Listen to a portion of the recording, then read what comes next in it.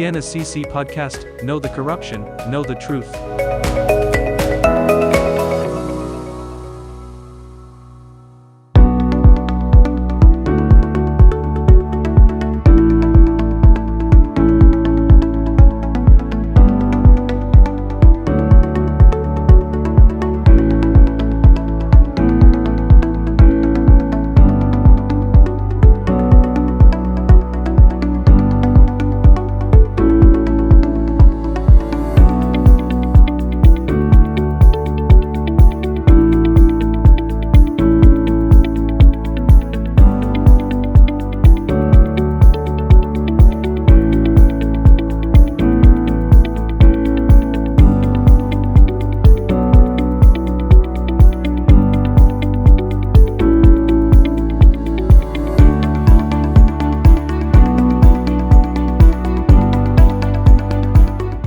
It's time for a fun quiz. Don't make it too difficult.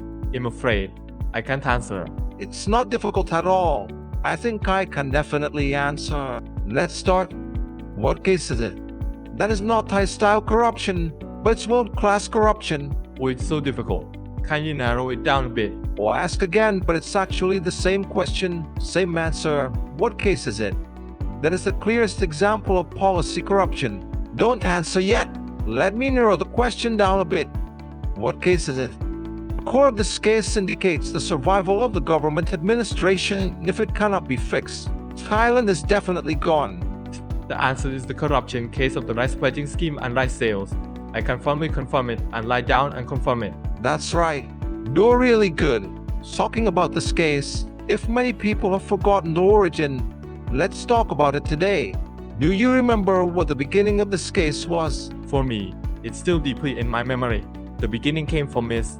Yingluck's Innerwater's announcement of the cabinet's policy to the parliament that there was a policy to raise the price of agricultural products and allow farmers to access sources of funds, and to use the agricultural product pledging system to create income security for farmers by pledging glutinous rice and fragrant rice with moisture content not exceeding 15% at 15,000 baht and 20,000 baht per ton, respectively. There are agencies involved in the rice pledging scheme, including the Ministry of Commerce, the Ministry of Agriculture and Cooperatives, the Ministry of Finance, and the Ministry of Interior, the Bank for Agriculture and Agricultural Cooperatives, BAAC, the Agricultural Warehouse Organization, AWO, and the Agricultural Marketing Organization, ATO. To be honest, this project has been protested and many sectors have expressed their disagreement, including government agencies, experts, academics, and various media outlets. They have written letters, written articles, and expressed their disagreement to raise awareness of the potential corruption problems at every step of the project implementation. It's true, and the old saying goes, even if a gecko calls, you still have to listen. That is why I don't understand why if the results are at risk of being negative and risking corruption, why do you insist on continuing the project? As far as I know, starting from the warning from the Office of the Auditor General, they have investigated and found risks in the government's rice pledging project.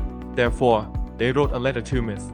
Yingluck Shinawatra, informing her of the various problems that occurred from the implementation of this project in 2005-2006, specifying the nature of the damage and the reasons why the project was not successful according to its objectives, so that the government can use this information to consider adjusting the implementation of the project.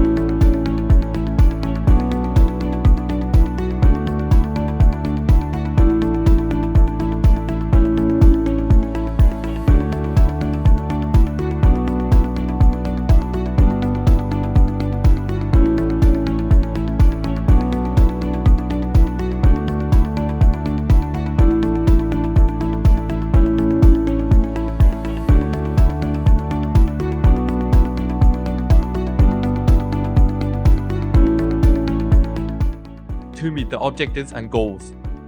For the NACC office, it has written to Ms. Yingluck in a water to inform her that in the past, intervention in the rice market by the rice pledging scheme has caused many problems, whether it is a distortion of the market mechanism, the government having to spend a lot of money to store rice that entered the scheme and not being able to sell in time, causing the rice to deteriorate and causing the price of rice to fall. Most importantly, there is corruption in every step of the rice pledging process. This is what really hurts me, because the beneficiaries of the policy are only a few groups of people, not covering all farmers. Therefore, this project should be cancelled and a rice price risk insurance system should be implemented instead. They told me not to do it, but I didn't take it seriously. There's also the BAAC that has written a letter presenting guidelines for increasing the efficiency of the project implementation, including issues that occurred in each step of the rice pledging scheme in the past, including the impacts, damages, and suggestions to be used as guidelines for setting up a system and supervising the rice pledging scheme to ensure that it is smooth, fair to farmers, and prevent damages that may arise from corruption during the project implementation, which will affect and damage the national budget and farmers. Despite any objections, they have not been taken seriously. The government insists on continuing the rice pledging program. They call it choosing not to listen, not to believe because I will do it. What about risking corruption? I am not stubborn, but I will continue.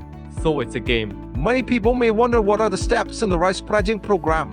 There will be a check on the qualifications and certification of farmers who participate in the program, the pledging of rice and storing the paddy, the milling and storage of the paddy, and the final step is the rice distribution process. There are 5 strategies in the step.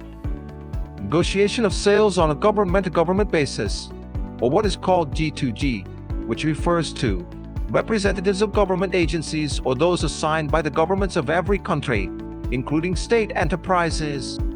Selling on the Agricultural Futures Exchange of Thailand, or AFAT. Selling to general operators in the country. Selling to organizations and agencies abroad for public benefit.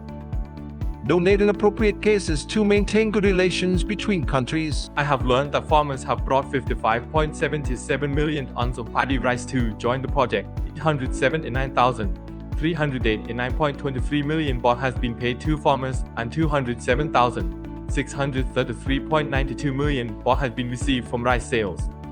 But the more important issue is that there has been a great deal of damage and it is huge. The results of the project show huge losses. To make matters worse, the country's leaders have been indifferent to what is happening. It is a behavior that allows corruption in the rice pledging project and rice sales to occur, while ignoring and not stopping the damage that has occurred to the country. Government officials with authority, is this okay? Trampling on the country like this? Today, I believe that everyone must have recalled the epic drama of the corruption case of the rice pledging scheme and the rice sales of that government. It's not over yet. In the next episode, we must follow up on the damages and show the monetary figures to see how much was lost and how did the corruption and cheating that deceived the Thai people work. What kind of teamwork did they do? We have to follow up. Thinking about it makes me angry. I feel so sorry for Thai people and Thailand. In the next episode, get ready for a thorough investigation. Let's listen to the fraudulent tricks that they call world-class corruption. How did they do it? If this case can't be solved and the cheaters can't keep up, Thailand will definitely not be left. Honest, fair, professional, transparent, and verifiable National Anti-Corruption Commission.